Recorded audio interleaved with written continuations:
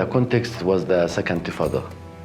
So it was really a historical triggering moment for many of us to accept the invitation that came through friends to meet secretly and illegally with Israeli that just left the army right now, like recently. So the intention was, honesty, is to change them.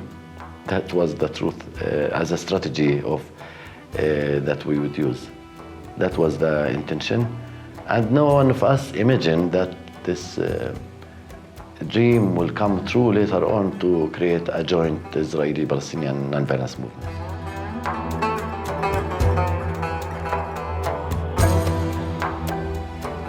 I think I had fear.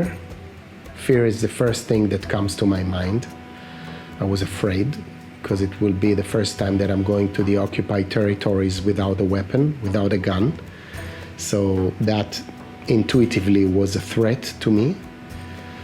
But I think it's important to understand that it was the middle of the second Intifada and hopelessness was all over. So I had the sense of hope, doing something that will break and change the status quo.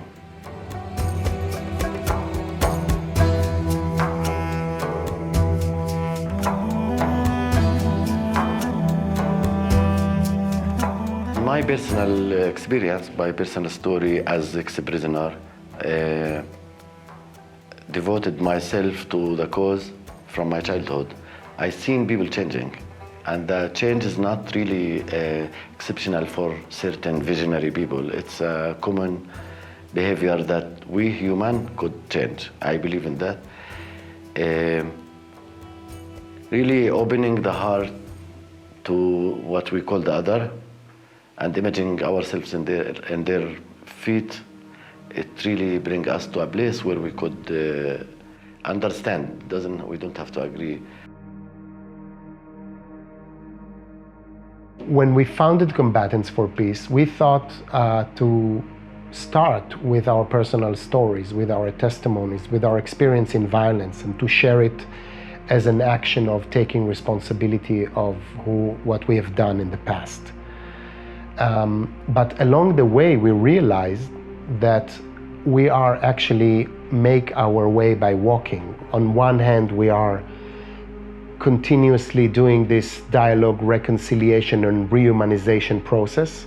And on the other hand, we are on the ground resisting the occupation and the apartheid, doing a lot of non-violent activities. What we've found along the way is that these are not parallel lanes or paths. These are intertwined journeys.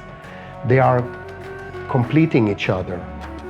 As we say, one leg in reality and one leg in this vision dream. And that's what all Combatants for Peace about, in my eyes.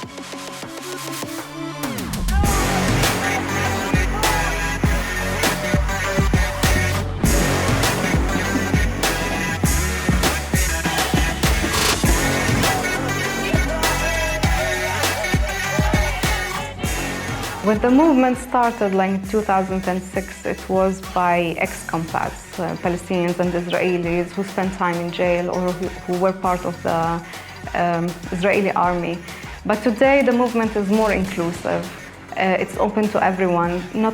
Members don't need to be ex-Combats to become members. It's open for women, for different youth also. So it's more inclusive, and it's also changed the way that we work, because it's more inclusive and we all support the same cause. We're all co-resisting together to end occupation and bring justice and equality to this region. Aside what we're doing in the field, on the ground, it's very important also to deliver our message to the young generation, working with them and expose them for a different narrative, what they know.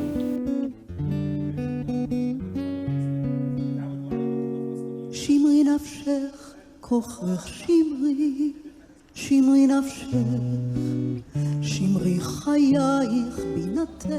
Every time we have an activity or like an event, this is always the light that we can continue because we feel that we are making a change on the ground. We can make a difference, and that's why we keep going. That's what motivates us.